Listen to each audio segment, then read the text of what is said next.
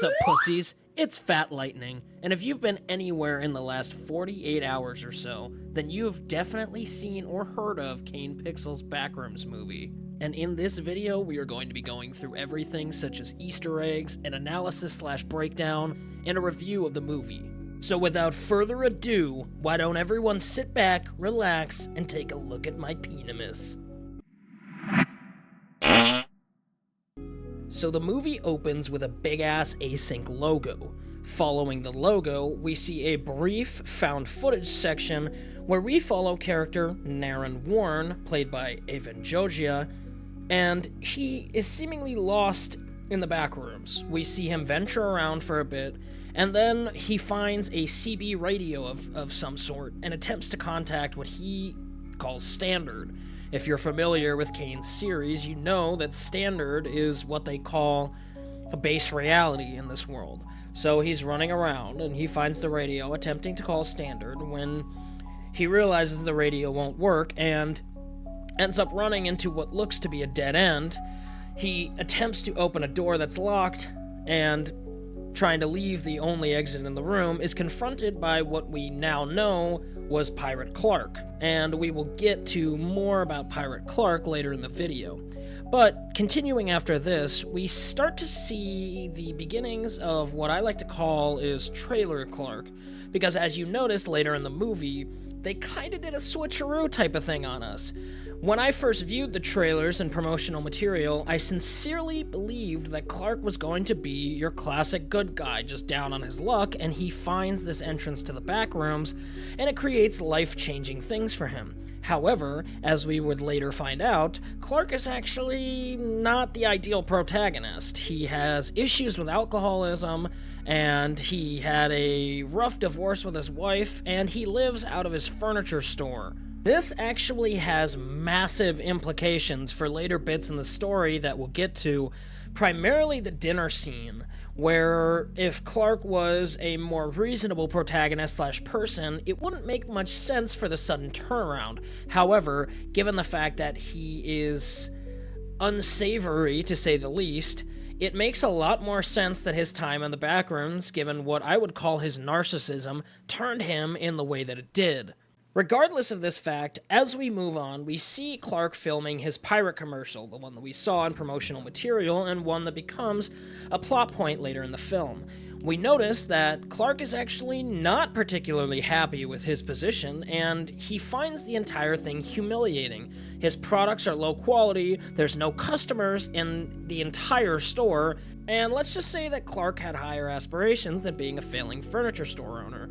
But he has this meeting with a maintenance man, and he's talking about these power fluctuations that he was experiencing in the store. They can't really find the root cause of it, but they do find these no-clipped pieces of circuitry that when they attempt to turn on, nothing really happens. This is the first kind of oddity that happens in Clark's store, and it kind of leads him to be frustrated about the entire situation, because with everything he's got going on top of that, his power bills are going up and he has no explanation as to why. So as the story goes on, we get to points where we see some of the backstory of Mary.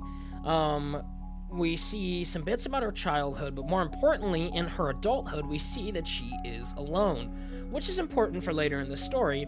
But for now, we also see that Clark is living out of his furniture store, drinking alcohol, watching TV on the shoddy TVs that they have stocked in the store. While watching the TVs, he notices some power fluctuations that shut off the TV and the surrounding lights, and eventually it leads him to heading downstairs to where the breaker box is. So he flips some of the no-clipped switches, and they do shut off the lights? Or maybe they don't? It's not particularly clear, although it is somewhat implied, which I find interesting because if you've seen Kane Parsons' series, in the video lighting and tile survey, the lady who is presenting this to the Department of Energy mentions the fact that they are not sure what the power source of these lights are in the backrooms. They have no, direct connection. They can't actually figure out why these lights are on. I find that interesting because they could be connected to, real-life houses, businesses, or whatever, and drawing power from them, which could explain the power fluctuations that Clark experiences. So he gets frustrated and he notices a crack in a non-seam portion of the wall. He can see light behind the crack, and just like anyone else, he becomes curious. It becomes more apparent that that is actually real as he gets closer to it, and when he goes to put up his ear to the wall, he falls into the backrooms through this stable null zone. This is the first full HD look we get at the backrooms in this movie, and I gotta say, it looks fucking amazing. Now, past all the glazing, Clark continues to walk on, and he discovers more bits. He walks down a couple hallways, sees the stop sign, whatever. He finds the caveman statue playing the Voyager clip, which he finds weird, and continues in through the room to the side of it to notice the async camera. Now, to outside audiences, and I guess even some of the Kane Pixels fans, it's not apparent initially that these are placed here by async, which we find out later in the movie. Clark eventually finds a small cupboard where he finds Naren Warren's backpack, and he ends up crawling through the cupboard. Not really the choice that I would make, but he crawls through the cupboard and finds a smaller room with a hole filled with chairs and a weird ramp-like thing leading to a small trapdoor with 3 doorknobs. He eventually is forced to crawl up there because of an unseen monster chasing him, which we actually find out is later himself, but warped. He finds his way back to the first room that he fell into with the pile of furniture, only to fail to find the exit, which is kind of more trailer bait that I absolutely loved. But eventually he leaves, and then he comes back in to grab a stool and then walk out. It's debatable as to why he does this, but the best theory I've heard so far is that he was making sure that the shit that he was experiencing was actually real. Speaking of which, he later goes to his therapist's office, describes this to her, and naturally, she thinks he's fucking crazy, so he decides he's gonna come back with proof, and that involves him asking his employees, Kat and Bobby, to do research with the camera that they were filming the commercial with. So they follow him into the furniture store, eventually finding the null zone and being creeped out by the fact that he's literally walking through a wall, and they enter the back rooms. Bobby with the camera follows Clark to a slope in which he is tied up with a rope around a bedpost and lowered down into said slope. What we know now is that slope was actually leading into what we believe to be a still life den, and we hear the still life theme song play as he is lowered into there and begins exploring. He finds his own shirt in the pile of laundry, which I'm sure had him pissing himself, but he also manages to catch a glimpse of Pirate Clark moving as he explores further, so he desperately asks to be pulled up the slope, which makes sense, I probably would too, and then Clark's absolutely insane knot tying ability gets him killed when Pirate Clark grabs the fucking rope and pulls him back down. We get to see a really cool scene of him being dragged through a door by an unseen figure. Now, some might argue that this entity was not Pirate Clark. Fuck you! Yes, it was. I know it's hard to see, but that's fucking him. Eat my... Eventually, Clark gets separated from Kat, and after some wandering and terrifying found footage style scenes, which are perfectly Kane Parsons, we end up with Clark in this weird pool-esque room, and he can hear Kat on the other side of a wall. Whether or not this is actually Kat is somewhat up for debate, but he can't see to the other side, and apparently she can see him. At this point, Pirate Clark picks up the camera, and it cuts to Mary. We are unsure of Clark's fate until later in the film. Somehow, he's able to get a telephone message out to Mary, which we've never seen anything like that before, and I really like the concept. But she decides to try and help Clark, because admittedly the message is somewhat concerning, and she goes to the furniture store to look for him. She ends up finding the entrance to the back rooms, and this is where the second act kind of starts. She follows a fly that no-clipped in, and kind of does some of the same traversing that Clark does until eventually she gets to a mural on the wall. I'll show the mural on screen, but there's a lot of picking apart that we need to do with that mural. More to the point, She hears some noises behind her and finds that Clark is just fucking hiding there like a freak. And she is like, yo, what the fuck? Clark goes on to talk about all this weird, enigmatic backroom shit. Not criticizing the dialogue, I think it's fantastic, but he's talking about this weird, like, spiritual type stuff about needing to be in the backrooms and whatever. And as they're exploring the mural and he's talking, they hear footsteps behind both of them. And Clark gets behind Mary, seemingly to protect her at first, but then he starts choking the shit out of her. Then she wakes up in a chair tied up and now starts the dinner scene. We see her wake up in this room with Clark and some people with extra eyes, noses, limbs, etc. And we find out that this is our first close-up look at still lives. We get to see them from earlier in the film when Clark encountered them during the Christmas tree scene, which was magnifique, absolutely beautiful scene.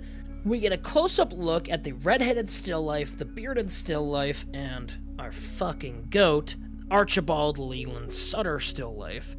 There's theories out there as to why the fuck that still life has such a fucking name to him, but for now, we just know he's our goat with the lamp. And the scene carries on, and Clark is kind of just waffling about the backrooms.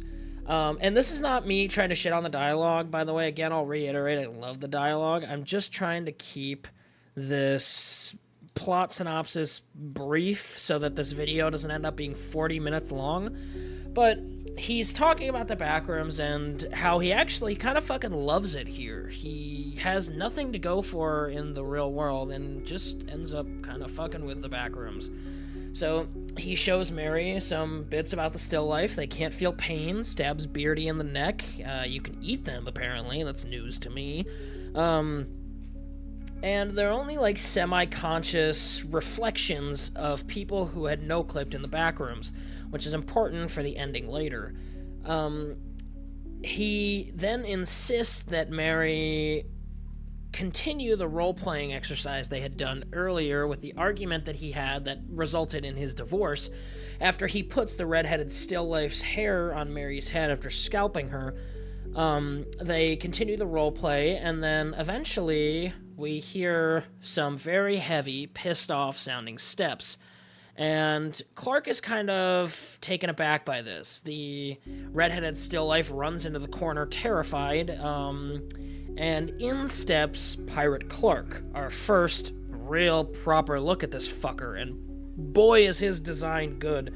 I gotta say, he is phenomenal, and people still don't know to this day, to this second, whether or not he's a still life or a life form. I think the consensus is heading towards life form because he was outwardly aggressive and he did seem to bleed, and it does seem like he felt pain, but I mean, wow, what an entity, what an absolute design choice by Kane there. And he steps in, and Clark is like, no, it's okay, this is my therapist, and she said we don't have to leave.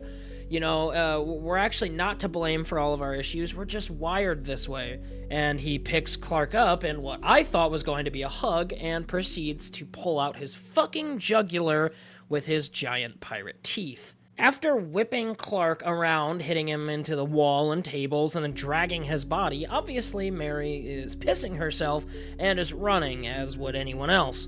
And she ends up in the neighborhood that we saw in the trailers, which looked fantastic. It was a great environment. She goes to the end of the street, finds a locked door, and ends up going through one of the houses, in which she finds this really cool open-ass liminal pit, which is kind of the first of its kind we've seen in the Backrooms, and the first time in this movie that we truly get to see the scale of the Backrooms. It's hard to tell from outsiders that this shit is truly infinite until you see something like this. Our first look at it in the series was when we saw Ravi go to the Red City, and he was like, I'm truly fucked. But in this movie, it is this absolutely massive pit with rooms connecting all over the place. And she goes on this little catwalk thing as Pirate Clark is chasing her. where she finds a small doorway, and this whole thing is reminiscent of the end of The Oldest View, which was fantastic. She goes up to this tiny doorway and ends up in a replica of Captain Clark's Ottoman Empire. Also, and the reason why I said that Bobby was absolutely killed by Pirate Clark is because after he breaks through the door, he manages to scale this catwalk, climb the stairs, fit through a tiny hole, and go up into the replica furniture store and climb the stairs there to silently stand there and scare the shit out of Mary. Despite the way he wobbles towards his prey, this motherfucker can move fast. So Mary ends up triggering a trap that Async had set up, and this is really clever. It was with that caveman cutout thing. She trips over it and sets off an alarm, which starts shooting hella knockout gas into the area.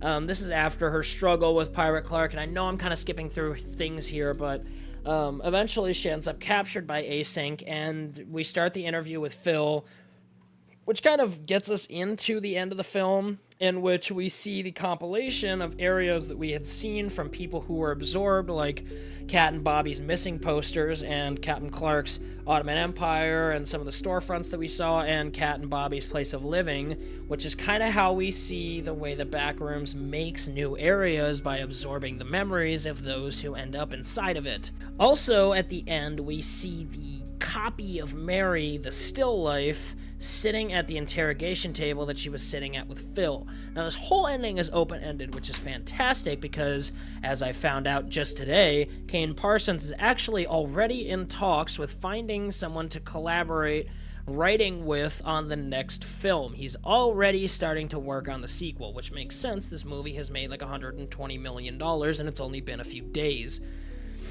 It was an absolute fucking banger. Unequivocal banger, and we're about to get into the theories, Easter eggs, and reviews section of the video right now, motherfucker. Now, the second half of this video, I'm going to go over Easter eggs and theories, and in the end, I'm going to give a final review of the film. Starting off with some of the Easter eggs, at the very beginning of the movie, I know y'all motherfuckers saw this shit. Reverchon, what was it, Industries or Towers or whatever? I saw it and I clocked it immediately. It was a great reference to The Oldest View. There was also a reference to the end later in the film when it's going through all of the copied areas. We see Mary's book in a library that resembles The End, which is a famous liminal space image, and there's also the OG Backrooms image, which makes an appearance in here. It's a great Easter egg as well, and it's just great stuff for the people who know what they're looking for. We also, a lot of people are going crazy about ulterior motives showing up in the Backrooms or in the background. I thought that was really cool.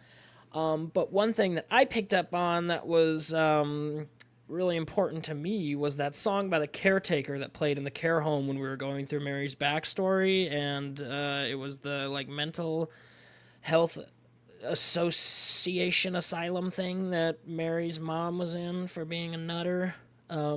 Very good place to put a Caretaker song. So yeah, some really great Easter eggs, just small little stuff. I also, when Mary was running away from Pirate Clark, I noticed that similar to Found Footage 2, there was some green glow showing up, which was either a nod or like some finality type shit that the Backrooms likes to do, but you know, at that point we've never seen anyone get out, so I think the Backrooms was trying to lead her to her death, but that's a little theory of mine. Some of the theories I've seen floating around online are absolutely fucking garbage. I hate to be judgmental, but some of the things I've seen literally just don't make any sense. I'm not trying to judge, I'm not trying to be an asshole, but some of the people who have been saying that the Clark that shows up in the latter half of the film where he's hiding like a weirdo is not our Clark because he's missing a scar. I don't know if you've seen Chiwetel Ejiofor's interviews and stuff, but he also, like, on and off has that scar in real life. That's, like, just some shit that's on his fucking head. It's the way that it hits the lighting. I'm not gonna lie, I think he actually has a scar on his head. But it's not a copy. It's not a clone. That's actually just Clark losing his fucking mind. I've seen some other theories. Pirate Clark is a still life. That's seemingly not true. I wouldn't say. I see where it's coming from, but one of the theories I really do like is the reason that Pirate Clark was able to develop the way that he did was because the Backrooms was feeding off of Clark for so long. And then outside of that, we also had Clark doing regular expeditions inside the back room. There's some time jumps in the film that we're not exactly sure how long they are. I mean, Clark is mentioning the fact that he doesn't have a home or anything, so he's mentioning the fact that he's been spending every day in the back room since he discovered it, which could have been weeks at that point. I mean, the Backrooms has been feeding off of this guy for so long, and we know it likes to copy, which makes a lot of sense why Pirate Clark was created. And for those curious as to how Pirate Clark showed up so early, even before Clark had entered the Backrooms, I think it's because the Backrooms is capable of feeding off of stuff through null zones before things actually enter the Backrooms, which would explain the power issues at least. And I think that's an interesting concept for the future of the series, which, there's a lot of implications in the ending about where the series will go from here. And I'm really interested to see in the sequel if we're going to end up seeing, like, another allegory from new characters or some kind of continuation of the story or a mix of both. But I'm really excited for the implications that this ending provides. And I really don't understand the low ratings from people. I think they mostly just don't comprehend the film, which is tragic, but, it's getting the praise it deserves. So I think that's wonderful. And there's all kinds of theories that'll be crafted in the coming days, weeks, months. And I'm just so excited. I'm seeing all kinds of theories about how Clark was able to tame the still life, which we don't really have concrete answers for. I'd love to talk more about that stuff, but it's not really great for the format of this video. Even like down to the name Archibald Leland Sutter of that one still life, like who is he a copy of? People don't know if these still lifes are copies from Clark's memory. A lot of people think that redheaded still life is his wife. I'm not sure I agree with that, but I see the concept. And, there's so many things that are coming out about this film. So, end of the day, the film, obviously, it wasn't perfect. I wasn't really trying to talk about the things I didn't like in this film, because, there's not a whole lot, and I think it kind of takes away from the whole situation. But my review of the film, my final score, I would give this film an absolutely banging 9.1. It is a phenomenal film. 9.1 out of 10. It has its flaws, but for a 20-year-old's first venture into a Hollywood production, it's absolutely remarkable, and I think we're gonna have a lot of exciting stuff to see from Kane in the future, and I'm really hyped to see where that goes. But yeah, 9.1 for the Backrooms movie. It was a great film. So many good Easter eggs, so many things to talk about. And there's going to be a lot of stuff going on in the community. But I think that's it for me. Personally, I got a lot to say. But in order to not make a 5-hour-long video on the subject, I'm going to just end it here. And if anyone's out there watching, thanks for watching Fat Lightning's debut video. Fuck you, you fucking piece of rat shit. I love you.